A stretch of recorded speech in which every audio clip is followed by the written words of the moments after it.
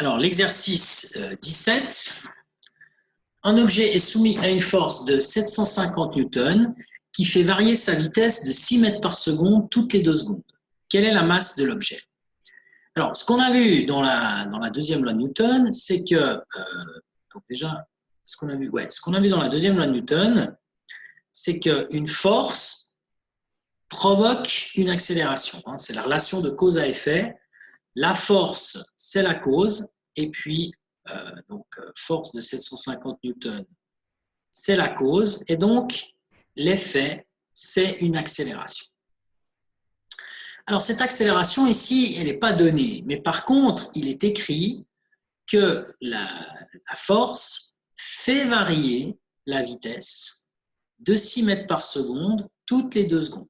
Donc, ça veut dire que si par exemple, au début, l'objet est arrêté, au bout d'une seconde, au bout de 2 secondes, pardon, il va à 6 mètres par seconde, au bout de 4 secondes, il va à 12 mètres par seconde, au bout de 6 secondes, à 18 mètres par seconde, etc., etc.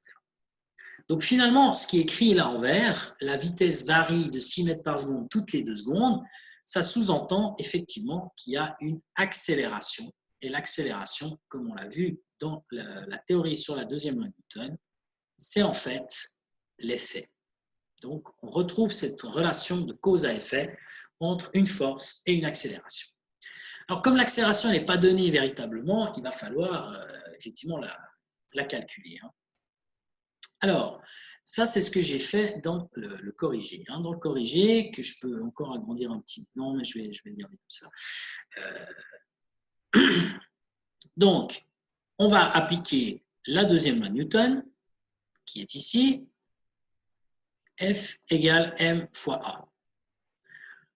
Dans cette expression qu'il y a ici, vous voyez qu'il y a des vecteurs. Donc, bon, là, on considère qu'il n'y a qu'une seule force, la force qui est appliquée sur l'objet, qui vaut en fait ici 750 newtons. Donc, on peut en fait ici enlever les vecteurs. Et donc, on peut se contenter d'appliquer cette formule F égale m fois a. Je n'ai pas encore lu la fin de la donnée, mais le but, c'est de calculer la masse de l'objet. Le but, c'est de calculer la masse de l'objet. Donc, nous, ce qu'on cherche ici, c'est le m dans la formule. On cherche ce m ici. Alors, mathématiquement, quand vous avez F égale m fois a et que vous voulez m tout court, eh bien, il faut diviser par a. Et donc, vous trouvez que m est égal à F divisé par a. C'est ce qui est écrit ici à l'équation 2. Donc pour cela, il faut connaître la force, bien entendu, le F.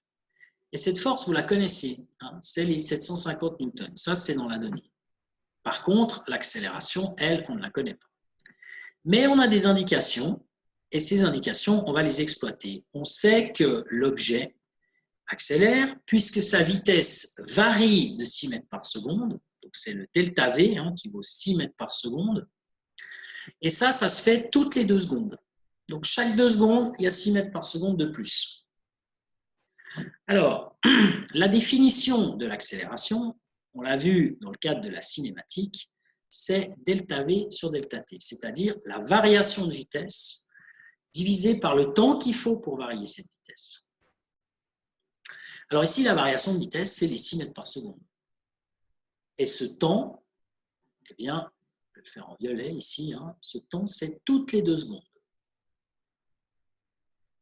Donc on fait 6 divisé par 2, ça fait 3 mètres par seconde au carré. Donc l'accélération, ici, elle vaut 3 mètres par seconde au carré, qu'on a calculé grâce aux données de l'exercice. Alors, ces 3 mètres par seconde au carré, on va les mettre dans la formule ici, et on va pouvoir calculer la masse. Alors la masse, donc, cette masse M, d'après la formule ici, c'est la force F qui vaut 750 newtons, qu'on doit diviser par l'accélération qu'on vient de calculer, qui vaut 3 mètres par seconde carré.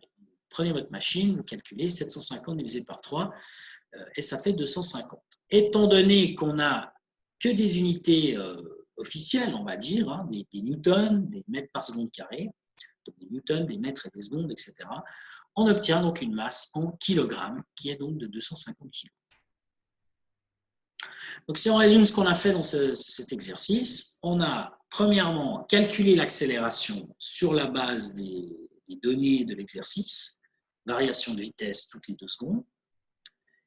Et puis ensuite, on a appliqué la deuxième loi de Newton, F égale ma, qu'on a retourné pour trouver m.